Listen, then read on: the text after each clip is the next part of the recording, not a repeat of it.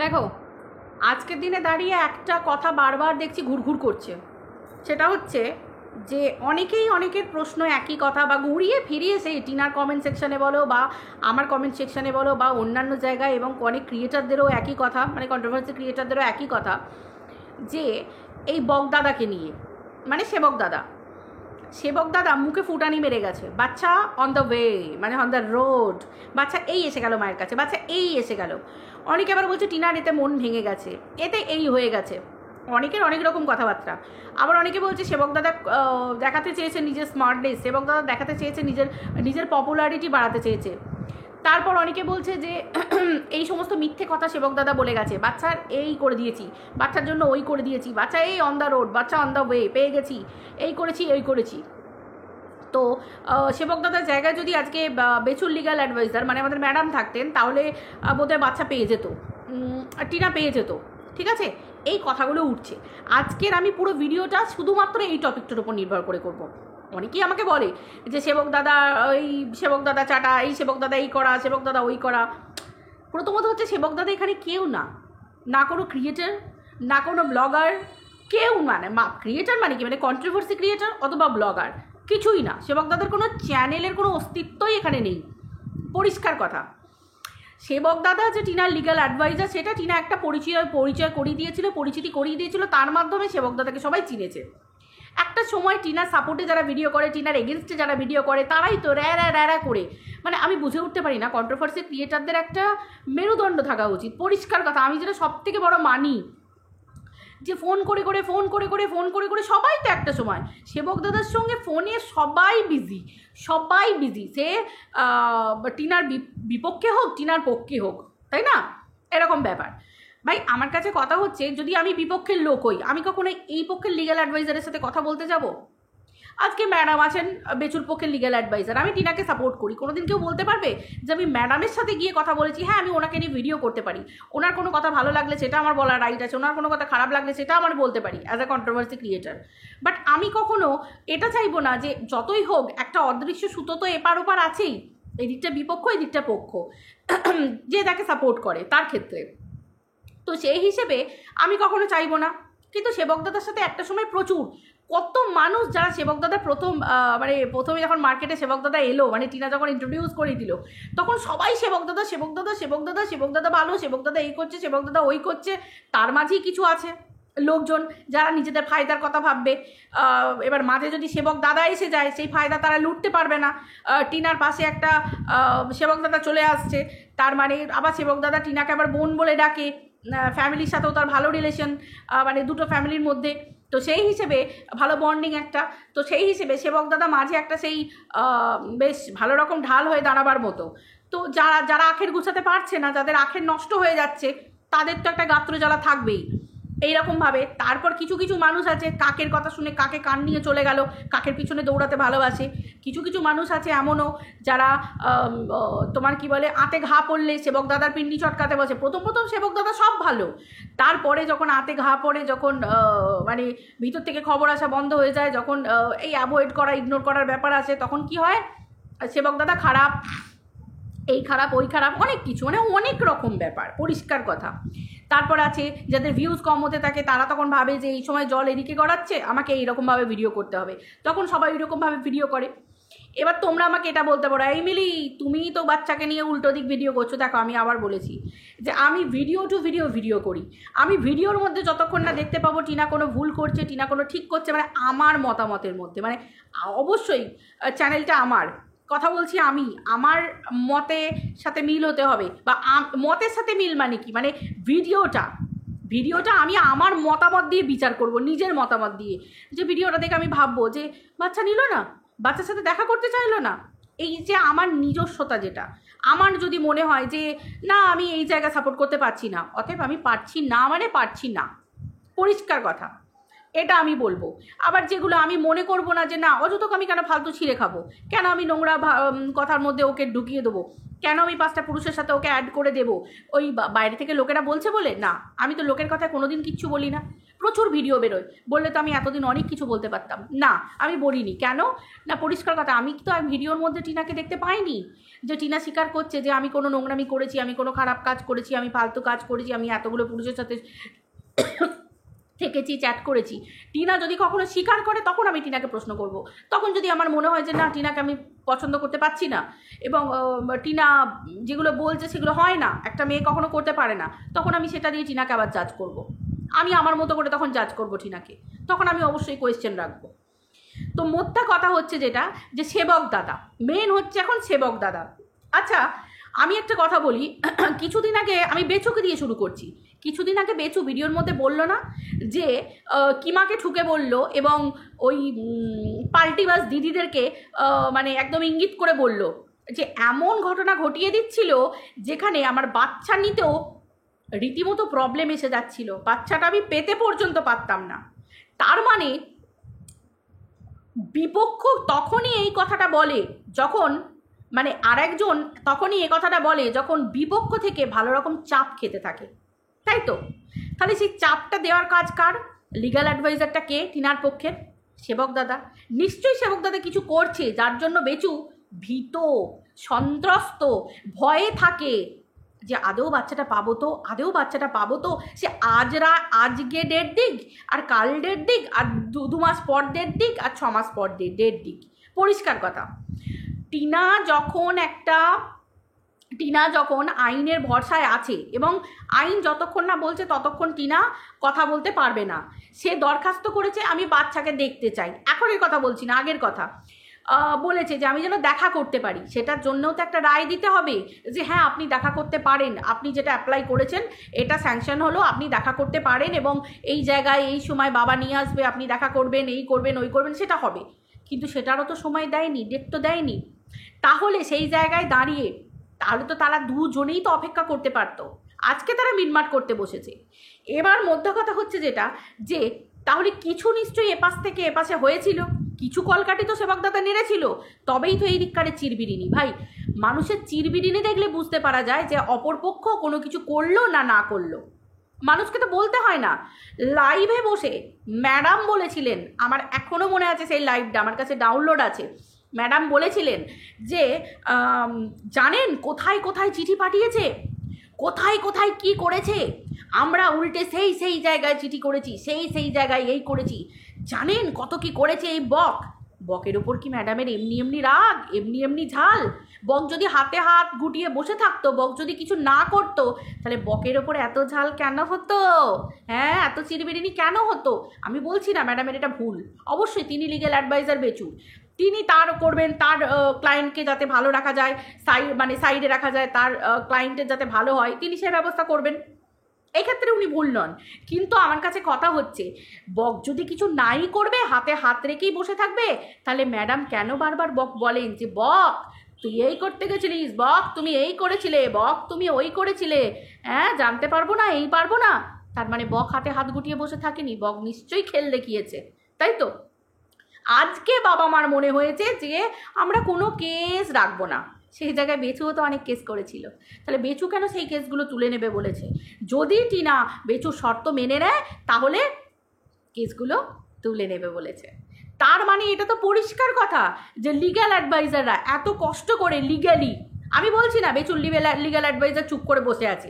ভাই, যদি সেবক দাদা কোনো রকম খেলে, মানে আইনি খেলা খেলে, নিশ্চয়ই সেটাকে মাত দেবার জন্য ম্যাডাম বসে আছেন। উচিত অন্তত করা, কতটা করেছেন আমি জানি না, উচিত করা, তাই তো? করা উচিত। তো সেই ক্ষেত্রে দুজনেই আসা হতো, কারণ এখনো পর্যন্ত সেবক দাদাকে যেমন বলা হচ্ছে যে সেবক দাদা কিছুই করতে পারলো না, তাহলে ম্যাডামই কি করতে পারলেন? সেই ম্যাডামও তো কিছু করতে পারেননি, মানে বেচুর তরফের লিগ্যাল অ্যাডভাইজার বা বেচুর তরফের লিগ্যাল টিমও তো কিছু করতে পারেনি, কিছুই তো করতে পারেনি। কত দূর এগোতে পেরেছে? বেচুর তরফের লিগ্যাল টিম কি কিছু করতে পেরেছে? কিছুই করতে পারেনি। তার কারণ করতে পারেনি বলেই তো আজকে সমঝোতায় আসতে হচ্ছে, অপশন রাখতে হচ্ছে যে আমি তখনই বাচ্চাকে দেব, আমি তখনই ডিভোর্স দেব যদি বাচ্চাকে আমাকে দিয়ে দেওয়া হয়। তাহলে কোথায় এরা বিচারের জন্য গেছিল, কোথায় কেস করেছিল? আর নিজেরা সেই সমস্ত কেস তুলে নিচ্ছে, তুলে নিয়ে নিজেদের মধ্যে মিটমাট করে সব কিছু সেরে নিচ্ছে। তাহলে এই জায়গায় লিগ্যাল অ্যাডভাইজারগুলোর মানে জায়গাটা কোথায়? না ম্যাডামকে কোনো কাজে লাগছে বেচুর, না সেবক দাদাকে কোনো কাজে লাগছে টিনার, সরি, এটা তো একই, এটা তো পরিষ্কার, মানে এটা তো একদম পুরো জলের মতো ক্লিয়ার, প্রত্যেকটা মানুষের কাছে বোঝার কথা। তো এই জায়গায় না সেবক দাদাকে বলে কোনো লাভ, না ম্যাডামকে কোনো বলে লাভ, পরিষ্কার কথা। কোনো ক্লায়েন্ট যদি চায় আমি টাকা পয়সা খরচ করব না, দেখো কেস লিগ্যাল অ্যাডভাইজার আছেন, ঠিক আছে, কোন লিগ্যাল অ্যাডভাইজার পয়সা নেবে কি নেবে না সেগুলো লিগ্যাল অ্যাডভাইজারদের নিজেদের ওপর ব্যাপার। আমি জানি না ম্যাডাম পয়সা নিয়েছেন কি নেননি, আর টিনার তরফে লিগ্যাল অ্যাডভাইজার সেবক দাদা পয়সা নিয়েছে কি নেয়নি সেটাও টিনা ক্লিয়ার করে দেবে, ঠিক আছে, সেটা টিনা ক্লিয়ার করে দেবে, সেটা টিনার ক্লিয়ার করে দেওয়ার উচিত। টিনা কী করবে সেটা টিনার ব্যাপার, টিনার উচিত যে টিনার নয়া পয়সা খরচ হয়েছে না নয়া পয়সা খরচ হয়নি, পরিষ্কার কথা, সেটা টিনা করে দেবে।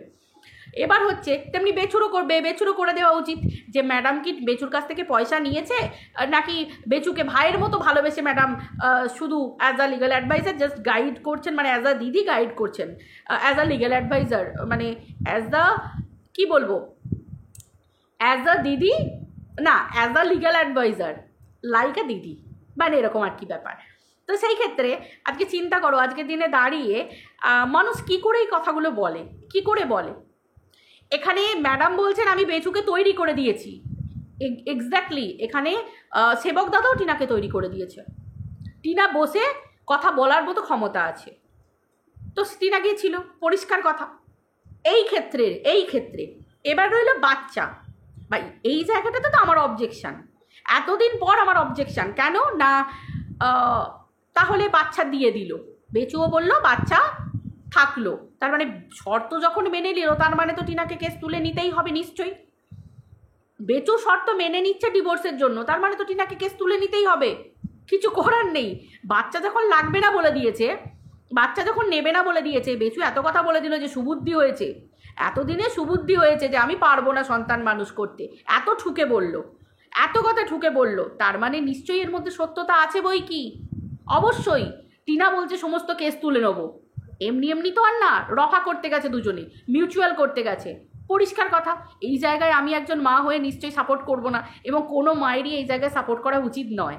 যে মা এত দূর পর্যন্ত লড়লো যে আমি এই করেছি, এসডি অফিসে ওই করেছি, এত কিছু যুদ্ধ, সেই জায়গায় হাজব্যান্ড ওয়াইফ দুজনে যদি রফা করে নেয়, সেখানে মানে লিগ্যাল অ্যাডভাইসের খাটুনিতে হর করে জল ঢালা, পরিষ্কার কথা। ভাই তাহলে কেস করলে কেন তোমরা? সেই যদি মিউচুয়াল করবে, তোমরা কেস করলে কেন? সোশ্যাল মিডিয়ায় কন্টেন্ট দেওয়ার জন্য, সোশ্যাল মিডিয়ায় টিকে থাকার জন্য, নাকি পাবলিককে দেখানোর জন্য যে আমরা চুপ করে বসে থাকিনি, আমরা এই করেছি? আসলে কি জানো, আখেরে সারা দিনের পরে সবাই বোঝে একটা কেস করতে হলে না, সেই কি বলে ওটাকে বলো না, দেউলিয়া হয়ে যাবার উপক্রম, যার যতটা আছে না আছে। তার উপর সব থেকে বড় কথা কি জানো, যারা ইউটিউবের ইনকামের উপর নির্ভর করে কেস করতে যায়, ইনকাম নিজেদের থাকার কথা, ইউটিউবে আজ আছে কাল নেই, ইউটিউবে ইনকাম কখনো বেশি হচ্ছে কখনো কম হচ্ছে, সেটার উপর নির্ভর করে যদি কেউ কেস করতে যায়, কেস হচ্ছে সারা জীবনের ব্যাপার। এগুলো বোকামো। কেস হয়, কেসের মতো কেস হয় যদি সেটার মানে সে তার একটা বেস থাকে, কেসটার একটা বেস থাকে। যে কেসগুলো বেসলেস হয়, যে আমি বেশি দিন টানবো না, কিছু করবো না, এই লোক দেখানো কেস হ্যানা টানা পরে রফা করে নেবো, এরকম ব্যাপার, কি হলো টাকা পয়সাগুলো নষ্ট করে? এই যে রাস্তাঘাটে চলতে গেলেও তো টাকা পয়সা দিতে হয়, টোটোকে, অটোকে, বাসকে, সেই টাকা পয়সাগুলোও দিতে হয়, সেগুলোতে তো ভাই রেখে দিয়ে জমিয়ে বরং যে যার বাচ্চাদের জন্য ভালো করে রাখতে পারতিস, তাই না?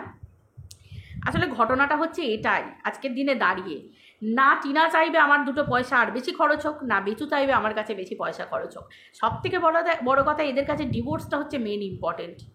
হয়তো টিনাও ভবিষ্যতে নিজের জীবন এগোবার জন্য অবশ্যই অধিকার আছে, সেটা তো অবশ্যই, তাড়াতাড়ি ডিভোর্স চাইছে যে এইরকম লোকের থেকে আমি বেঁচে যাই, সেটাও টিনার অবশ্যই দরকার। যে স্বামীর স্ত্রীকে বিক্রি করে তার থেকে যত তাড়াতাড়ি ডিভোর্স নিয়ে যায় তত তাড়াতাড়ি ভালো, কিন্তু বাচ্চার জায়গাটা আমি টিনার মেনে নিতে পারলাম না। এই তো আজকে মামার বাড়ি এলো, কৃষ্ণনগর এলো, আজকে সত্যি একটা মা হয়ে কি বুকটা কাঁদবে না? বলুন তো, সবাই বলুন, আপনারা তোমরা সবাই বলো, আজকে কৃষ্ণনগর থেকেও শ্বশুরবাড়ি কতটুকু জায়গা? আজকে বাচ্চাটা ও তো পেটকে মানে মানে নিজের পেটে 10 মাস 10 দিন দেখে সেই বাচ্চাটার জন্ম দিয়েছে। মা তো, অন্য কোনো সম্পর্ক তো নয়, মাসি পিসি কাকি জেঠি তো নয়, মা। খারাপ তো এই জায়গাগুলোতে লাগে, এই জায়গাগুলোয় মানে বলতে ইচ্ছা করে না একটা মা হয়ে কী করে আর একটা মাকে বলবো এই কথাগুলো। কিন্তু এই জায়গাটাতে না টিনা সবাইকে মুখ নামিয়ে দিয়েছে, কিচ্ছু করার নেই। যে জায়গায় ভালোবাসা পাওয়া সেই জায়গায় ভালোবাসা দেওয়া যায়, কিন্তু যে জায়গাটা মেনে নেওয়া যায় না সেই জায়গাটা জোর করে মেনে নেব শুধুমাত্র ঢাকা চাপা দেওয়ার জন্য না। ঢাকা চাপা সব জায়গায় দেওয়া যায় না, উচিতও না ঢাকা চাপা দেওয়া। আমাদের কোনো সন্তান আছে, এমনকি ওই ছোট্ট বাচ্চাটার অভিশাপ আমাদেরকে লাগবে, হাই লাগবে আমরা যদি এই ব্যাপারটাকে ঢাকা চাপা দিতে যাই। যে জায়গায় ডিভোর্সের ফাইনাল শর্ত রাখা হচ্ছিল, বেচু তখন এত শর্ত রাখছে, পরপর দোকানে শর্ত রাখলো, তো সেই জায়গাতে দাঁড়িয়ে টিনারও শর্ত রাখা কি উচিত ছিল না যে আমি আমার বাচ্চাটাকে দেখব, আমাকে একটু দেখতে দিও, আদারওয়াইজ আমার আর কিছু লাগবে না, আমার কিচ্ছু লাগবে না, ওই কিচ্ছু লাগবে না, কিচ্ছু লাগবে না, এর মাঝে একটা লাগবে যে বাচ্চাটাকে আমাকে দেখতে দিতে হবে, বাচ্চাটা আমার কাছে মাঝে মাঝে আসবে। একটা মা তো এইটুকু দাবি তো রাখতেই পারে যে সে এসডিও অফিসে অ্যাপ্লাই করলো যে আমি বাচ্চাটাকে দেখতে চাই, যতদিন না কেসটা ঠিক হচ্ছে ততদিন আমি দেখতে চাই অন্তত বাচ্চাটাকে, বহুকাল আমি দেখিনি। সেই দেখা শর্তটাকে টিনা রাখতে পারতো না? আজকে যারা যারা মা তারা একটু সত্যি সত্যি বলো তো বুকে হাত দিয়ে, অনেকে অনেক কথা তো বলে যাও কমেন্ট সেকশানে, সত্যি একবার বলে দেখো তো, ভেবে দেখো তো আজকে কত কাছে আসছে, বাচ্চাটার সামনে আসছে, একবারও কি ওর বুকটা কাঁদছে না?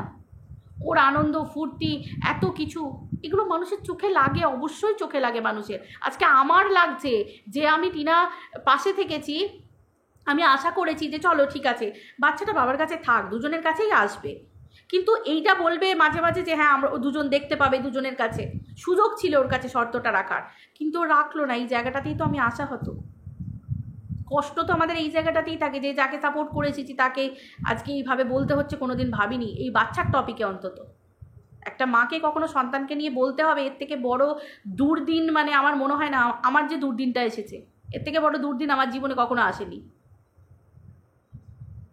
এটা হচ্ছে মেন কথা।